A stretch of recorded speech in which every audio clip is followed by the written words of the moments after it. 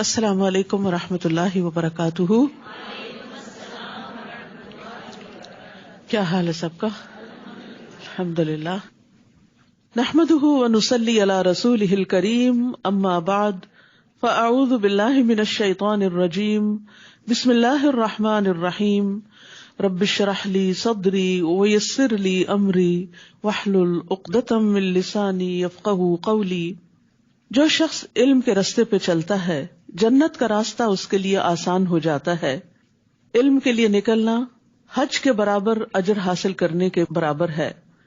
ابو امامہ بیان کرتے ہیں کہ نبی صلی اللہ علیہ وسلم نے فرمایا، جو شخص صبح کے وقت اس لیے مسجد کی طرف نکلا کہ بھلائی سیکھے یا سکھائے تو اس کے لیے اس حج ادا کرنے والے کی مثل اجر ہے جس نے اپنا حج مکمل کر لیا. یہ صحیح ترغیب و ترہیب کی روایت ہے. یعنی جو صبح کے وقت نکلے، آپ سب نکلتے ہیں صبح کے وقت، کہاں جاتے ہیں؟ مسجد جاتے ہیں. کیوں جاتے ہیں؟ بھلائی سیکھنے کے لیے یا سکھانے کے لیے. تو اس کا اجر و ثواب کوئی معمولی نہیں.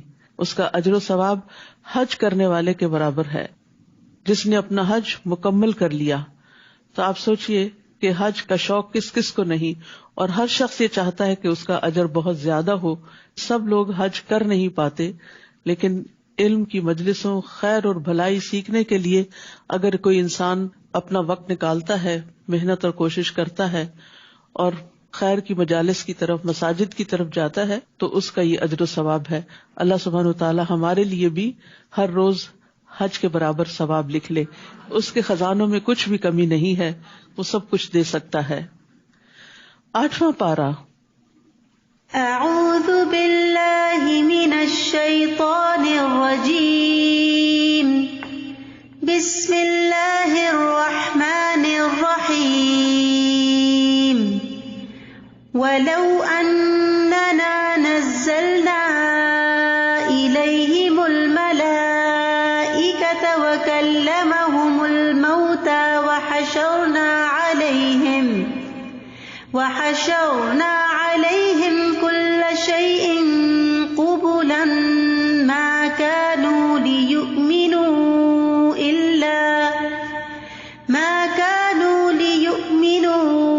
إلا أن يشاء الله ولكن أكثرهم يجهلون. شروع کرتی ہوں اللہ کے نام سے جو بے انتہا مہربان نہایت رحم فرمانے والا ہے.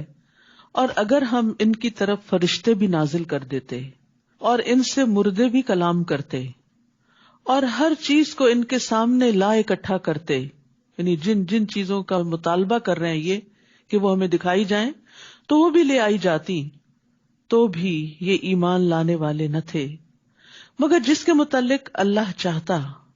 لیکن ان میں سے اکثر نادانی کی باتیں کرتے ہیں. وَلَٰكِنَّ أَكْثَرَهُمْ يَجْهَلُونَ. یاد رکھیے، جہالت انسان کی ہدایت کے راستے میں رکاوٹ بن جاتی ہے. خواہ وہ جذباتی جہالت ہو یا علمی جہالت ہو، علم کا نہ ہونا بھی انسان کی ہدایت کے راستے میں رکاوٹ ہے. اسی طرح علم آنے کے بعد اپنی خواہشات کی پیروی بھی انسان کی ہدایت حاصل کرنے کے راستے میں رکاوٹ بن جاتی ہے. اہل مکہ کا، آپ کے مخالفین کا کچھ یہی حال تھا. اسی طرح ہم نے شیطان سیرت انسانوں اور جنوں کو ہر نبی کا دشمن بنایا جو دھوکہ دینے کی غرض سے کچھ خوش آئند باتیں ایک دوسرے کے کانوں میں پھونکتے رہتے ہیں. اگر تمہارا رب چاہتا تو وہ ایسا نہ کر سکتے، سو انہیں ان کے حال پہ چھوڑ دیجئے اور ان باتوں کو بھی جو وہ افترا کرتے ہیں. اللہ سبحانہ وتعالی رسول اللہ صلی اللہ علیہ وسلم کو تسلی دیتے ہوئے فرما رہے ہیں کہ جس طرح ہم نے آپ کے دشمن بنا دیے جو آپ کی دعوت کو ٹھکراتے ہیں اور آپ سے حسد کرتے ہیں، تو یہ ہماری سنت ہے. ہم ہر نبی کے جس کو ہم مخلوق کی طرف بھیجتے ہیں دشمن مقرر کر دیتے ہیں اور پھر وہ ایک دوسرے کو غلط کاموں میں مدد دیتے ہیں اور ایک دوسرے کو چکنی چپڑی باتیں کر کے متاثر کرتے ہیں اور ایسے طریقے سے بات کرتے ہیں کہ دوسرے لوگ ان سے دھوکہ کھا جائیں اور سیدھے سادے لوگ ان کے آگے سر جھکا دیں، کیونکہ وہ حقیقت کو جانتے نہیں، بلکہ خوبصورت الفاظ اور ملمہ سازی ان کو اچھی لگتی ہے اور وہ باطل کو حق سمجھنے لگتے ہیں. اور یہاں خاص طور پر شیاطین انس و جن کی بات کی گئی. قتادہ اور مجاہد کہتے ہیں کہ جس طرح جنوں میں شیاطین ہیں اسی طرح انسانوں میں بھی شیاطین ہیں. مالک بن دینار کہتے ہیں میرے اوپر انسانوں کے شیاطین جنوں کے شیاطین سے زیادہ سخت ہیں، اس وجہ سے کہ جب میں تعوذ پڑھتا ہوں تو جنوں کا شیطان مجھ سے دور ہو جاتا ہے، لیکن انسانوں کا شیطان میرے پاس آ کر مجھے علل اعلان نافرمانیوں کی طرف گھسیٹ کر لے جاتا ہے. یعنی خود بھی دین پر نہیں ہوتا اور مجھے بھی اپنے ساتھ گھسیٹ لیتا ہے. اور انسانوں کے شیطان جیسے ابو جہل تھا تو وہ ابو طالب کے پاس آخری وقت میں کس طرح پہنچ گیا اور پھر ان کو دین حق قبول نہ کرنے دیا. وَلِتَصْغَى إِلَيْهِ أَفْئِدَةُ الَّذِينَ لَا يُؤْمِنُونَ بِالْآخِرَةِ، اور وہ ایسے کام اس لیے بھی کرتے تھے کہ جو لوگ آخرت پر ایمان نہیں لاتے ان کے دل ادھر مائل ہوں. حقیقت یہ ہے کہ آخرت پر یقین کا کمزور ہونا انسان کے لیے گمراہی کا باعث بنتا ہے. جب انسان آخرت کو بھول جاتا ہے تو پھر دنیا کی اٹریکشنز اس کو اپنے اندر کھینچ لیتی ہیں اور وہ دنیا کی باتوں اور دنیا کے لوگوں کی خوبصورت تعبیلات جو انہوں نے دین کے بارے میں آخرت کے بارے میں کر رکھی ہوتی ہیں ان میں گر جاتا ہے. تو جو لوگ آخرت پر ایمان نہیں لاتے ان کے دل ادھر مائل ہوں، نیز وہ اسے پسند کر لیں اور وہ برائیاں کرتے چلے جائیں جو اب کر رہے ہیں. کیونکہ انسان بہرحال اپنی خواہشات کے آگے کمزور پڑ جاتا ہے. ایک طرف دین ہوتا ہے، دلیل ہوتی ہے، اور دوسری طرف خواہش نفس ہوتی ہے. اور جب انسان کا اپنا اندر بھی کمزور ہو، ایمان اور یقین بھی کمزور ہو، اور پھر ساتھی اور مجلس اور کمپنی اور صحبت بھی ایسی ہو، تو پھر ہدایت کا رستہ مدھم ہوتا چلا جاتا ہے اور ہدایت پر چلنا مشکل ہوتا چلا جاتا ہے. پھر فرمایا کیا میں اللہ کے سوا کسی اور کو منصف تلاش کروں، یعنی اس سے اپنے فیصلے کرواؤں کہ صحیح کیا اور غلط کیا ہے، حالانکہ اسی نے پوری تفصیل کے ساتھ تمہاری طرف کتاب نازل کی ہے. یعنی اللہ نے اپنا فرض پورا کر دیا، تمہاری ہدایت کے لیے ڈیٹیل میں سب کچھ اس کتاب میں بھیج دیا. اب تم چاہتے ہو کہ اس کتاب کے علاوہ کہیں اور سے ہدایت حاصل کی جائے؟ اور جن لوگوں کو ہم نے کتاب دی ہے وہ جانتے ہیں کہ یہ کتاب آپ کے پروردگار کی طرف سے، آپ کے رب کی طرف سے حق کے ساتھ نازل ہوئی ہے، لہٰذا آپ شک کرنے والوں میں شامل نہ ہوں، یعنی لوگوں کے جھوٹے پروپیگنڈے کا شکار نہ ہوں. ہدایت اسی کتاب کے ذریعے ملے گی اور رب ہی یہ اتھارٹی رکھتا ہے کہ وہ حق اور باطل کے درمیان فیصلہ کر سکے. اور آپ کے رب کی بات سچائی اور انصاف کے اعتبار سے کامل ہے، اس کے فرامین کو کوئی تبدیل کرنے والا نہیں اور سب کچھ سننے اور جاننے والا ہے. اے محمد صلی اللہ علیہ وسلم، اگر آپ زمین میں بسنے والے لوگوں کی اکثریت کے کہنے پر چلیں گے تو وہ آپ کو اللہ کی راہ سے بہکا دیں گے. یعنی اگر آپ حق اس بات میں دیکھیں کہ میجورٹی کا ٹرینڈ کیا ہے، میجورٹی کس راستے کی طرف چلی جا رہی ہے، تو یہ کوئی دلیل نہیں ہے، یہ کوئی حجت نہیں ہے، کیونکہ لوگوں کی اکثریت اپنی خواہشات کی پیروی کرتی ہے، قیاس آرائیوں اور گمان سے کام لیتی ہے. ان کے پاس کسی راستے کسی ٹرینڈ کو فالو کرنے کے لیے کوئی دلیل نہیں ہوتی سوائے اپنی خواہشات کے. فرمایا اگر آپ زمین میں بسنے والوں کی اکثریت کے کہنے پر چلیں گے تو وہ آپ کو اللہ کی راہ سے بہکا دیں گے، کیونکہ وہ خود بہکے ہوئے ہیں. وہ تو محض ظن کے پیچھے لگے ہوئے ہیں، یعنی ان کے پاس چند خیالات اور خوبصورت باتوں کے سوا کچھ نہیں، اور وہ صرف قیاس آرائیاں کرتے ہیں. حقیقت کا علم تو اللہ کے پاس ہے اور وہ قرآن و سنت کے اندر ہی ہے. لہذا جو شخص ہدایت کا پیروکار ہو اسے چاہیے کہ وہ ان دو چیزوں کو مضبوطی سے تھام لے. بلا شبہ تمہارا رب خوب جانتا ہے کہ کون اس کی راہ سے بھٹکا ہوا ہے، اور وہ ہدایت پانے والوں کو بھی خوب جانتا ہے. تو چونکہ ہدایت کا معیار قرآن و سنت ہے اور واپسی بھی ہماری اللہ سبحانہ و تعالیٰ کی طرف ہے، تو وہی اصل فیصلہ کرے گا کہ کون سیدھے رستے پہ چل کے صحیح منزل پہ پہنچا اور کون بھٹک گیا. فَكُلُوا مِمَّا ذُكِرَ اسْمُ اللَّهِ عَلَيْهِ إِن كُنتُمْ بِآيَاتِهِ مُؤْمِنِينَ. اے ایمان والو، اگر تم اللہ کی آیات پر ایمان رکھتے ہو تو جس چیز پر اللہ کا نام لیا گیا ہو اسے بلا تکلف کھاؤ.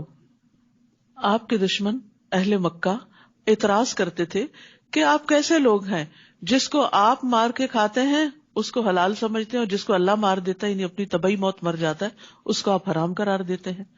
تو یہ صرف ان کی ایک لاجیکل فیلسی تھی اور ایک سوچ کا غلط انداز تھا. حالانکہ ذبح کرنا اور اس پر اللہ کا نام لینا وہ اپنے الگ اثرات رکھتا ہے بنسبت اس کے کہ ایک جانور بیمار ہو کے مر جائے یا کوئی چوٹ کھا کے مر جائے. اس موت کے اثرات کچھ اور طرح کے ہوتے ہیں, اس گوشت کو کھانے کے اثرات بھی اور طرح کے ہوتے ہیں, لیکن انہوں نے اپنی اس بات کو بڑا خوبصورت بنا دیا اور بظاہر دیکھنے میں تو یہ بات بڑی اپیلنگ لگتی ہے. ہاں واقعی جس کو اللہ مارتا ہے وہ زیادہ حقدار ہے کہ کھایا جائے بنسبت اس کے کہ جس کو انسان خود سلاٹر کر لیتا ہے. تو یہاں پر یہ بتایا گیا کہ ان کی باتوں میں نہ آئے. جس پہ اللہ کا نام لیا گیا اور جو پراپر طریقے سے ذبح کیا گیا ہو اسی کو تم کھاؤ اگر تم اللہ کی آیات پر ایمان رکھتے ہو. تو یہ حلال کھانا بھی ایمان کا حصہ ہے. پھر فرمایا آخر کیا بات ہے کہ تم وہ چیز نہ کھاؤ جس پر اللہ کا نام لیا گیا ہو, حالانکہ جو کچھ اس نے تم پر حرام کیا ہے اسے تمہارے لیے تفصیلاً بیان کر دیا ہے. یعنی اللہ نے حلال حرام واضح کر دیا ہے, الا یہ کہ تم کوئی حرام چیز کھانے پر مجبور ہو جاؤ. اضطراری کیفیات اور چیز ہیں, اور بہت سے لوگ ایسے ہیں جو بغیر علم کے محض اپنی خواہشات کے پیچھے لگ کر دوسروں کو بہکاتے رہتے ہیں. وہ اپنی خواہشات کی پیروی کرتے اور چاہتے کیا ہیں, باقی لوگ بھی ان کے پیچھے چلیں, لہٰذا وہ اپنی خواہشات کو بہت خوبصورت الفاظ میں بیان کر کے دوسروں کو بھی اپیل کرتے ہیں اور اپنے ساتھ بہکا کے لے جاتے ہیں, اور لوگ لا علمی میں, کبھی غفلت میں, کبھی خواہشات کی پیروی میں قرآن و سنت کی تعلیمات کو نہ جاننے کی وجہ سے ان کے پیچھے چل پڑتے ہیں. آپ کا رب ایسے حد سے بڑھنے والوں کو خوب جانتا ہے. تو یاد رکھیے اپنی پسند ناپسند پہ چلنا گمراہی کا سبب ہوتا ہے. اللہ اور اس کے رسول کی پسند ناپسند کو دیکھنا لازم ہے ہدایت کے لیے. اور بعض اوقات خواہشات کی بنا پر کسی چیز سے محبت رکھنا ہدایت سے دوری کا سبب بن جاتا ہے. وَذَرُوا ظَاهِرَ الْإِثْمِ وَبَاطِنَهُ إِنَّ الَّذِينَ يَكْسِبُونَ الْإِثْمَ سَيُجْزَوْنَ بِمَا كَانُوا يَقْتَرِفُونَ. تم ظاہری گناہوں کو بھی چھوڑ دو اور چھپے گناہوں کو بھی, یعنی پبلکلی کرنے والے گناہ ان کو بھی چھوڑ دو اور چھپ کے کرنے والوں کو. جیسے غیبت چھپ کے کی جاتی ہے اور تانا منہ پہ دیا جاتا ہے, تو بعض لوگ غیبت کرتے ہوئے کیا دلیل دیتے ہیں, مجھے کوئی ڈر نہیں, میں تو یہ بات اس کے منہ پہ بھی کہہ دوں گی. وَيْلٌ لِكُلِّ هُمَزَةٍ لُمَزَةٍ. بری بات کو چاہے پیٹھ پیچھے کیا جائے, چھپ کے کیا جائے, کسی کے کان میں کیا جائے, یا کسی پرائیویٹ میسج میں کیا جائے, یا پھر سامنے بیٹھ کے تانا دیا جائے, دونوں میں ہی ہلاکت ہے. برا اخلاق جو ہے وہ انسان کے تنزل کا باعث بنتا ہے. اسی طرح باقی چیزیں بھی, یعنی بے حیائی, چھپی دوستیاں, زناکاریاں, یا پھر پبلکلی اس طرح کے جسچرز, ان تمام چیزوں سے روکا گیا ہے. تم ظاہری گناہوں کو بھی چھوڑ دو اور چھپے ہوئے گناہوں کو بھی. جو لوگ گناہ کے کام کرتے ہیں انہیں جلد ہی اس کی سزا مل کر رہے گی. یعنی انسان یہ نہ سوچے کہ میں نے گناہ کیا, کسی کو پتہ ہی نہیں چلا, چھپ کے کیا, کون مجھ سے پوچھے گا, کوئی نقصان ہونے والا نہیں. ایسا نہیں, بلکہ اس کا نتیجہ نکل کر رہے گا. جو بو گے وہ کاٹو گے. اور جس چیز پر اللہ کا نام نہ لیا گیا ہو اسے مت کھاؤ. واضح بات ہے, جس جانور پہ اللہ کا نام نہیں لیا گیا اس کو سلاٹر کرتے وقت اسے مت کھاؤ. یہ گناہ کی بات ہے. بلا شبہ شیطان تو اپنے دوستوں کے دلوں میں شکوک و اعتراضات القاء کرتے رہتے ہیں تاکہ وہ تم سے جھگڑتے رہیں, اور اگر تم نے ان کی بات مان لی تو تم بھی مشرک ہی ہوئے. حدیث میں آتا ہے رسول اللہ صلی اللہ علیہ وسلم نے فرمایا, جو چیز خون بہا دے اور اس پر اللہ کا نام لیا گیا ہو تو اسے کھاؤ, اور جس کھانے پر اللہ کا نام نہ لیا جائے, بتوں کا لیا جائے یا غیر اللہ کا لیا جائے, تو وہ ابلیس کا رزق ہوتا ہے. رسول اللہ صلی اللہ علیہ وسلم نے فرمایا کہ ابلیس نے کہا, اے اللہ تو نے ساری مخلوق کا رزق واضح کر دیا ہے, تو میرا رزق کہاں ہے؟ اللہ نے فرمایا, ہر وہ چیز جس پر میرا نام نہ لیا جائے. اسی لیے کہتے ہیں نا, جب کھانا کھاتے ہوئے بسم اللہ کے بغیر آپ شروع کرتے ہیں تو شیطان آپ کے کھانے میں شریک ہو جاتا ہے, پھر اس کی وہ طاقت اور وہ غذائیت آپ کو نہیں ملتی جو آپ کو ضرورت ہوتی ہے. أَوَمَنْ كَانَ مَيْتًا فَأَحْيَيْنَاهُ وَجَعَلْنَا لَهُ نُورًا يَمْشِي بِهِ فِي النَّاسِ. بھلا وہ شخص جو مردہ تھا, لا علم تھا, جاہل تھا, نہ اپنے رب کو پہچانتا تھا, نہ اپنے رسول کو, نہ اپنے دین کو, نہ اپنی آخرت کو, پھر ہم نے اسے زندہ کیا, اسے ایمان دیا, اسے علم دیا, اسے شعور بخشا, اسے دین کی سمجھ بخشی, اس کو روشنی عطا کی جس کی مدد سے وہ لوگوں میں زندگی بسر کر رہا ہے. وہ رہتا لوگوں کے بیچ میں ہی ہے, اٹھتا بیٹھتا کام کاج کرتا, لیکن اس کی سوچ بالکل مختلف, اس کا طریقہ مختلف ہوتا ہے. تو مسلمان اپنے باطن اور اپنے ظاہر دونوں سے ہی پہچانا جاتا ہے. یعنی ایمان اس کے قلب کو روشنی بخشتا ہے اور پھر اس کا عمل صالح اس کے ظاہر کو روشنی بخشتا ہے. ایسا شخص اس شخص کی طرح کیسے ہو سکتا ہے جو تاریکیوں میں پڑا ہوا ہو, یعنی کفر کے اندھیرے, جہالت کے اندھیرے, لاشعوری کے اندھیرے, ناسمجھی کے اندھیرے, اور اس کے نکلنے کی کوئی صورت نہ ہو, کہیں سے بھی ہدایت کا کوئی راستہ نہ ملتا ہو. کافر جو کچھ کر رہے ہیں ان کے اعمال اسی طرح خوشنما بنا دیے گئے ہیں, یعنی جو اللہ کو نہیں مانتے, آخرت کو نہیں مانتے, اور ایمان کے بغیر جو کچھ کر رہے ہیں اس پر وہ بڑا فخر کرتے ہیں کہ وہ بہت ترقی کر رہے ہیں. لیکن اصل بات یہ ہے کہ انسان کی کامیابی دنیا کی ترقی کے ساتھ اسی وقت ہے جب وہ اپنے دینے والے کو پہچانتا ہے اور جس کے پاس واپس جانا ہے اس کو راضی کرتا ہے. اسی طرح ہم نے ہر بستی میں اس کے بڑے بڑے مجرموں کو لگا دیا ہے کہ وہ اس بستی میں مکر و فریب کرتے رہیں, پھر وہ خود ہی اس مکر و فریب میں پھنس جاتے ہیں, مگر یہ بات سمجھنے کی کوشش ہی نہیں کرتے. اور جب ان کے پاس کوئی نشانی آتی ہے تو کہتے ہیں ہم تو اس وقت تک نہ مانیں گے جب تک ہمیں بھی وہی کچھ نہ دیا جائے, یعنی نبوت, جو اللہ کے رسولوں کو دیا گیا. اللہ ہی بہتر جانتا ہے کہ اپنی رسالت کا کام کس سے لے. جلد ہی ان مجرموں کو اپنی مکاریوں کی پاداش میں اللہ کے ہاں ذلت اور سخت عذاب سے دوچار ہونا پڑے گا. فَمَن يُرِدِ اللَّهُ أَن يَهْدِيَهُ يَشْرَحْ صَدْرَهُ لِلْإِسْلَامِ, جس شخص کو اللہ ہدایت دینا چاہتا ہے اس کا سینہ اسلام کے لیے کھول دیتا ہے. ہدایت دو طرح کی ہوتی ہے, ایک ہوتی ہے ہدایت ارشاد جو تعلیم کی شکل میں, جو کائنات کی نشانیوں کی شکل میں ہے, یہ سب انسانوں کے لیے برابر ہے. لیکن بہت سے لوگ اس ہدایت کو دیکھنے کے باوجود, پڑھنے کے باوجود, سننے کے باوجود, جاننے کے باوجود بھی اس پر عمل نہیں کرتے کیونکہ انہیں توفیق نہیں ہوتی. تو جس کو یہ توفیق مل جاتی ہے وہ توفیق دراصل کیا کرتی ہے, اس کے سینے میں وسعت پیدا کر دیتی ہے. یہ وسعت کیا ہے کہ انسان اللہ کی بات سنتا ہے اور اس کا دل کھلا ہوتا ہے, وہ خوشی سے سنتا ہے, خوشی سے قبول کرتا ہے, اس پر غور و فکر کرتا ہے اور پھر اس کے مطابق عمل بھی کرتا ہے. تو یہ اللہ کی توفیق سے ہوتا ہے. تو جس کے ساتھ اللہ بھلائی کا ارادہ کر لیتا ہے اس کو دین کی سمجھ دے دیتا ہے. فَمَن يُرِدِ اللَّهُ أَن يَهْدِيَهُ يَشْرَحْ صَدْرَهُ لِلْإِسْلَامِ وَمَن يُرِدْ أَن يُضِلَّهُ يَجْعَلْ صَدْرَهُ ضَيِّقًا حَرَجًا, اور جسے گمراہ کرنا چاہتا ہے اس کے سینے میں اتنی گھٹن پیدا کر دیتا ہے جیسے وہ بڑی دقت سے بلندی کی طرف چڑھ رہا ہو. جب انسان بلندی کی طرف اوپر کو جاتا ہے تو آکسیجن نہیں ہوتی تو سانس گھٹنے لگتا ہے. تو اس لیے قرآن کا معجزہ ہے کہ 1400 سال پہلے ایسی بات بتا دی گئی کہ اوپر جانے سے سینہ گھٹے گا, سانس نہیں آئے گا.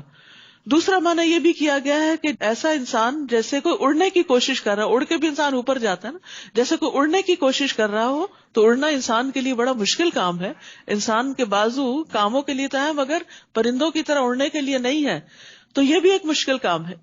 یعنی ایسے شخص کے لیے پھر ہدایت کی طرف آنا, اس پہ چلنا اتنا مشکل ہوتا ہے جیسے چلنے کی بجائے اڑنا مشکل ہوتا ہے, یا اوپر کو چڑھنا مشکل ہوتا ہے, یا ماؤنٹین کلائمبنگ مشکل ہوتی ہے.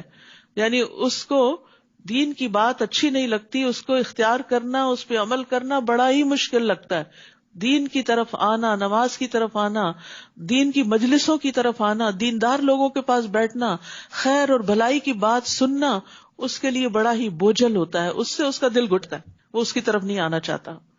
اور یہ بڑی خطرناک علامت ہوتی ہے کہ انسان دین کی مجلس کی طرف آنا ہی نہ چاہے, اور آئے بھی تو دل گھٹا رہے, کچھ اندر نہ جائے. جیسے کوئی چیز بھیجی بھی ہوتی ہے نا تو اس کے اندر ڈالیں باہر ہی نکل آتی. تو کچھ لوگ قرآن سنتے بھی ہیں, وہ اندر جانے کی وجہ باہر ہی الٹ جاتا ہے. تو اللہ سبحانہ تعالیٰ سے یہ دعا کثرت سے کرنی چاہیے, رب اشرح لی صدری ویسر لی امری واحلل عقدۃ من لسانی یفقہوا قولی. موسیٰ علیہ السلام نے سینے کی وسعت مانگی تھی تاکہ یہ ساری باتیں اندر آ جائیں, جذب ہو جائیں اور انسان کے اندر عمل کی صلاحیت پیدا ہو جائے. جو لوگ ایمان نہیں لاتے اللہ تعالیٰ اسی طرح ان پر حق سے فرار اور نفرت کی ناپاکی مسلط کر دیتا ہے, پھر دین کی طرف آنا ان کے لیے مشکل ہو جاتا ہے. تو جس کا سینہ وسیع ہوگا وہ اللہ کے ہر حکم پر دل کی خوشی سے عمل کرے گا. نماز اس کے لیے آنکھوں کی ٹھنڈک ہوگی، نہ کہ منافقوں کی طرح بہت بڑی مصیبت. اور وہ اسلام کے ہر حکم کے لیے اپنا سینہ وسیع پائے گا، یعنی ویلکمنگ، خوش، اور ہر چیز اس کو اپنی جگہ سینس بناتی ہوئی نظر آتی ہے. یعنی جو ایمان رکھتا ہے اس کو اللہ تعالیٰ کی بات سمجھ آ جاتی ہے اور اس کی سینس اور حکمت اور مصلحت بھی سمجھ آنے لگتی ہے، اور وہ اس پر خوش ہو جاتا ہے کہ اللہ نے میرے لیے ایک رستہ کھول دیا ہے. لیکن اگر منافقت ہو اندر تو پھر دین کی سمجھ نہیں آتی اور ہر حکم پر اعتراض ہونے لگتا ہے. یہ حکم کیوں دیا گیا اور وہ کیوں کہا گیا اور یہ بڑا مشکل ہے. نہیں، ایمان والوں کے لیے اللہ کا کوئی بھی حکم مشکل نہیں ہوا کرتا. وَيُسَلِّمُ تَسْلِيمًا، وہ پوری طرح مان جاتے ہیں، تسلیم کر لیتے ہیں، سر تسلیم خم کر دیتے ہیں. وَهَذَا صِرَاطُ رَبِّكَ مُسْتَقِيمًا قَدْ فَصَّلْنَا الْآيَاتِ لِقَوْمٍ يَذَّكَّرُونَ، اور یہ اسلام ہی آپ کے رب کی سیدھی راہ ہے. بے شک ہم نے نصیحت قبول کرنے والوں کے لیے آیات کو کھول کھول کر بیان کر دیا ہے. ہم سب مانگتے ہیں نا اہدنا الصراط المستقیم، کہ ہمیں سیدھا رستہ دکھا. تو ھذا صراط ربک مستقیما، اسلام سیدھا راستہ ہے اور وہ ایک ہی راستہ ہے. عبداللہ بن مسعود کہتے ہیں کہ ایک مرتبہ رسول اللہ صلی اللہ علیہ وسلم نے ہمارے سامنے ایک لکیر کھینچی اور فرمایا کہ یہ اللہ کا راستہ ہے. پھر اس کے دائیں اور اس کے بائیں کچھ اور لکیریں کھینچی اور فرمایا کہ یہ مختلف راستے ہیں. یزید کہتے ہیں کہ جن میں سے ہر راستے پر شیطان بیٹھا ہے اور ان راستوں پر چلنے کی دعوت دے رہا ہے. یعنی انسان دین کی طرف آنے لگتا ہے تو کوئی ادھر بلاتا ہے، کوئی ادھر بلاتا ہے، کبھی خواہشات نفس ہیں، کبھی لوگ ہیں، کبھی معاشرے کے ٹرینڈز ہیں، فیشن ہیں، بہت ساری ایسی چیزیں ہیں جو انسان کو اللہ کے حکم پر صحیح طور پر عمل نہیں کرنے دیتی. تو جس شخص کو اپنے رب کی رضا مطلوب ہوتی ہے وہ ادھر ادھر ڈائیورٹ نہیں ہوتا، وہ اسٹریٹ جاتا ہے کہ مجھے اسی رستے پر رہنا ہے. چاہے میرے دوست کسی اور طرف چلے گئے، میرے رشتہ دار کسی اور طرف چلے گئے، مجھے ان کے پیچھے نہیں جانا، مجھے قرآن و سنت کے بتائے ہوئے رستے پر ہی چلنا ہے. جو اس رستے پر چل کر منزل پہ پہنچیں گے تو ان کے لیے کیسی منزل ہے؟ لہم دار السلام عند ربہم وہو ولیہم بما کانوا یعملون، ایسے لوگوں کے لیے ان کے رب کے ہاں سلامتی کا گھر ہے اور ان کے نیک اعمال کرنے کی وجہ سے وہ ان کا سرپرست ہوگا، وہ ان کا دوست ہوگا.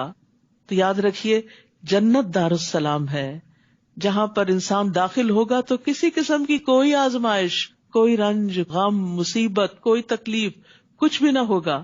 اہل جنت کو ایک آواز دینے والا آواز دے گا، اے جنت والو، بے شک تمہارے لیے یہ طے ہو گیا ہے کہ تم صحت مند رہو گے، کبھی بیمار نہیں ہوگے. یاد رکھیے جان ہے تو جہان ہے. ساری نعمتیں صحت کے ساتھ ہوتی.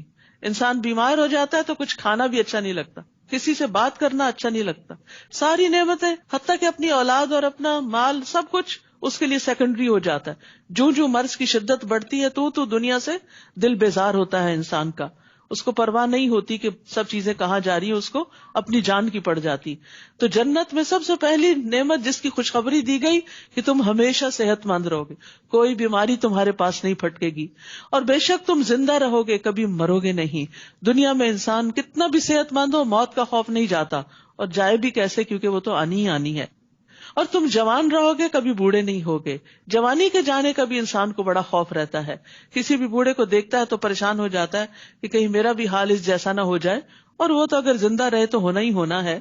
اس لیے ان چیزوں کو دنیا میں انسان اوائڈ نہیں کر سکتا کیونکہ یہ جنت نہیں. فرمایا اور تم آرام میں رہو گے، کبھی تکلیف نہیں آئے گی. یعنی جنت میں آرام ہی آرام ہے. اس لیے دنیا میں آرام تلاش نہ کیا کرے. دنیا میں اللہ کے راستے میں، اللہ کی اطاعت میں اپنے آپ کو تھکائیں تاکہ کل آرام پائیں. اور اگر آپ آج آرام کرتے ہوئے زندگی گزار گئے تو پھر کل مشکل نہ ہو کہیں.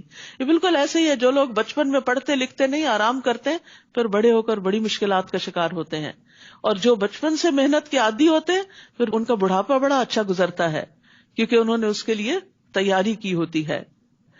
جنت کے بارے میں ایک اور روایت میں آتا ہے، رسول اللہ صلی اللہ علیہ وسلم نے فرمایا، میری امت میں سے پہلا گروہ جو جنت میں داخل ہوگا وہ 14ویں رات کے چاند کی صورت پر ہوگا، چمکتے چہروں والے. پھر جو ان کے بعد ہوں گے وہ آسمان میں انتہائی چمکدار ستاروں کی طرح ہوں گے. پھر وہ تدریجاً اپنے اپنے مرتبے کے مطابق ہوں گے. نہ وہ پاخانہ کریں گے، نہ پیشاب کریں گے، نہ ناک سنکیں گے، نہ تھوکیں گے. کسی قسم کی کوئی گندگی، پسینہ، غلاظت، بو، کوئی ایسی چیز ان کے جسم سے نہیں نکلے گی، وہ صاف ستھرے طیب ہی ہوں گے اور ہمیشہ اللہ کی رضا میں ہوں گے. اور یاد رکھیے جو جنت کے بلند درجوں والے ہوں گے ان تک صرف وہی پہنچ سکیں گے. اگر ان کے کچھ دوست احباب نیچے والے درجوں میں ہیں تو ان سے ملنے کے لیے اوپر والے نیچے آئیں گے، نیچے والے اوپر نہیں جا سکیں گے. وہ ان کی راحتیں نہیں دیکھ سکیں گے کیونکہ ان کی راحتوں کا مقام کچھ اور ہوگا. تو اس لیے صرف جنت نہیں، جنت کے اعلیٰ ترین درجے جنت الفردوس کی دعا مانگا کریں، کیونکہ وہ نعمتیں وہی دیکھیں گے جو اس کے حقدار ہوں گے، باقی لوگ وہاں نہیں جا سکیں گے.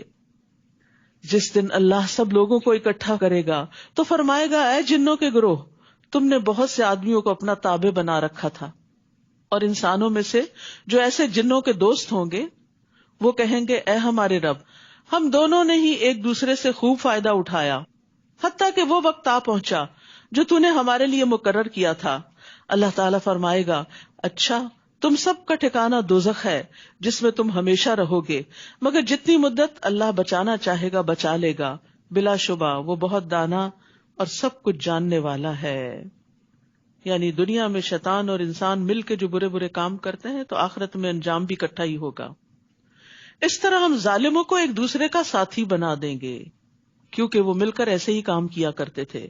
تو یہاں ظالم کے لیے بڑی تنبیہ ہے کہ ظالم کو دوست نہ بناؤ، اور عام انسان کو بھی کسی ظالم کا ساتھ نہیں دینا چاہیے کیونکہ وہ اسے شر پہ ابھارتا ہے، خیر سے دور رکھتا ہے، اور یہ بھی ایک سزا کی قسم ہے. اور گناہ جو ہے ظالم کو مزید گناہ گار بنا دیتا ہے اور اس کو نقصان پہنچاتا ہے. پھر اللہ ان سے فرمائے گا، اے جنوں اور انسانوں کی جماعت، کیا تمہارے ہاں تم ہی میں سے رسول نہیں آئے تھے جو تمہارے سامنے میری آیات بیان کرتے اور آج کے دن کی ملاقات سے تمہیں ڈراتے؟ وہ کہیں گے، ہاں ہم اپنے خلاف خود یہ گواہی دیتے ہیں. یعنی آئے تھے وہ تو اپنا کام کر گئے، بات یہ تھی کہ دنیا کی زندگی نے انہیں دھوکے میں مبتلا کر رکھا تھا، لہٰذا وہ اپنے خلاف گواہی دینے پر مجبور ہوں گے کہ فی الواقع وہ اللہ کی آیات کے منکر تھے، ماننا نہیں چاہتے تھے. یہ گواہی اس لیے ہوگی کہ آپ کے رب کا یہ دستور نہیں کہ وہ بستیوں کو ظلم سے تباہ کر ڈالے جبکہ وہ حقیقت حال سے ناواقف ہوں. وَلِكُلٍّ دَرَجَاتٌ مِّمَّا عَمِلُوا وَمَا رَبُّكَ بِغَافِلٍ عَمَّا يَعْمَلُونَ، اور ہر ایک کو اس کے اعمال کے مطابق درجہ ملے گا. جو جن جنت میں جائیں گے ان کے بھی درجات ہوں گے، جو انسان جنت میں جائیں گے ان کے بھی درجات ہوں گے. ایک روایت میں آتا ہے جنت کے 100 درجے ہیں، ایک درجے اور دوسرے کے درمیان اتنا ہی فاصلہ جتنا زمین اور آسمان کے. سوچئے پھر وہ آخری درجہ کہاں ہوگا. اور بعض روایات کے مطابق قرآن کی جتنی آیتیں ہیں اتنے جنت کے درجے ہیں، ایک ایک آیت سیکھنے پر جنت کا درجہ اوپر ہوتا چلا جائے گا. وَلِكُلٍّ دَرَجَاتٌ مِّمَّا عَمِلُوا، لیکن یاد رکھیے اس سے مراد صرف حفظ کرنا نہیں ہے، کیونکہ یہاں فرمایا مِّمَّا عَمِلُوا، اس میں سے جو انہوں نے عمل کیے، یعنی جو قرآن انہوں نے سینے میں محفوظ کیا وہ ان کے عمل کا حصہ بنتا گیا اور اس کے مطابق کام کرتے گئے. جو کچھ معلوم ہوا وہ کر لیا، کرتے گئے اور اس عمل کی وجہ سے درجے بلند ہوتے گئے. اور جو کچھ وہ کام کر رہے ہیں آپ کا رب اس سے بے خبر نہیں ہے. یعنی اللہ سبحانہ و تعالی خود بھی سب کے اعمال سے بخوبی واقف ہے. تو اپنا درجہ اپنے رب کے ہاں دیکھنا ہو تو اپنے عمل کو دیکھیں کہ کس کام میں آپ کتنے آگے ہیں، نمازیں کیسی ہیں، روزے کیسے ہیں، زکوٰۃ دینے کا طریقہ کیا ہے اور کتنی شوق اور خوشی سے اور وقت پہ دیتے ہیں، صدقات کتنے دیتے ہیں، خیر اور بھلائی کے کام کتنے کرتے ہیں، نیکیوں میں کتنے آگے بڑھتے ہیں. ہم میں سے ہر شخص اپنے اپنے عمل کی طرف دیکھے.